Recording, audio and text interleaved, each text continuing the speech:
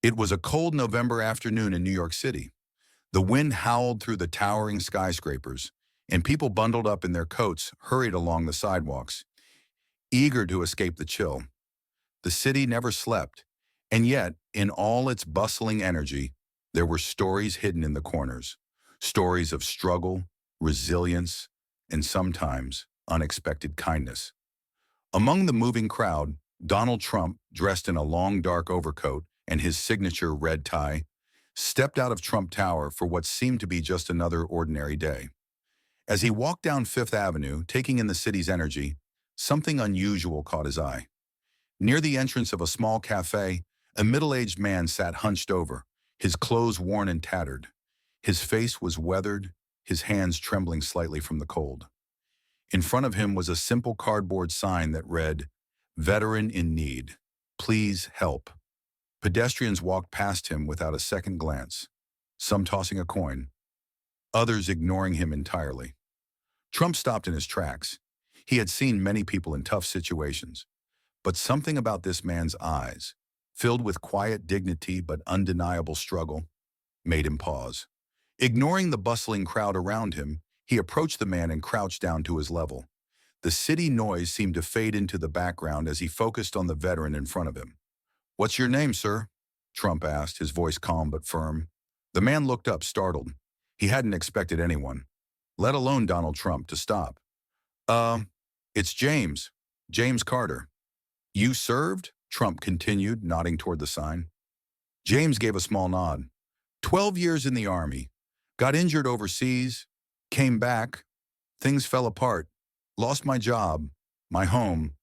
Been trying to get back on my feet, but it's tough." His voice was steady, but there was a quiet pain behind it, a weight that had settled on his shoulders over the years. Trump listened carefully, absorbing every word. Then, without hesitation, he reached into his pocket and pulled out his phone. "Stay right here," he said firmly. "We're going to fix this." Stepping a few feet away, Trump dialed a number. "Margaret," he said, speaking to his longtime assistant, "find me a hotel room nearby now. And get a doctor, someone who can do a quick checkup. Tell them it's urgent." His voice was sharp, commanding. He was a man used to making things happen. James sat frozen, unsure whether to believe what was happening. He had been ignored so many times before that this act of kindness felt surreal. Within minutes, a black SUV pulled up to the curb. A well-dressed driver stepped out, opening the door. Trump turned back to James. "Come on, let's get you warmed up." James hesitated. "Why are you doing this?" His voice was laced with disbelief. Trump looked him in the eye. "Because someone should have done it a long time ago." They arrived at a luxury hotel where the staff, already prepped, treated James like an honored guest. He was escorted to a suite on the top floor where a hot shower, fresh clothes, and a warm bed awaited him. A doctor soon arrived, giving him a full checkup and providing the medical attention he hadn't had in years. For the first time in a long time, James felt seen. He felt like a person again. Meanwhile, Trump had made another call to a nonprofit organization specializing in helping homeless veterans reintegrate into society.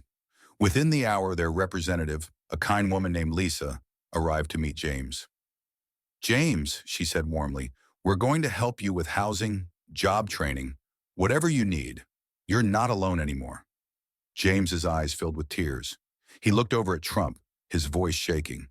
"I don't know how to thank you." Trump simply placed a hand on his shoulder. "You don't need to thank me. You earned this." By the next morning, James had a plan for his future. Veterans United had secured him a temporary home, and Trump had arranged for his foundation to cover his rent for the first year. Before leaving, Trump handed him an envelope. Inside was a check, more than enough to help him get started. James gripped it tightly. "Mr. Trump, I'll never forget this." Trump smiled. "Then do me one favor. When you can, pay it forward." As Trump walked out of the hotel, back into the bustling streets of New York, he felt an unusual sense of quiet satisfaction. In a city filled with wealth and power, sometimes all it took was one act of kindness to change a life forever. And for James Carter, this was only the beginning. And that brings us to the end of this story. If you enjoyed this inspiring tale, don't forget to like, share, and subscribe for more amazing stories. See you in the next one.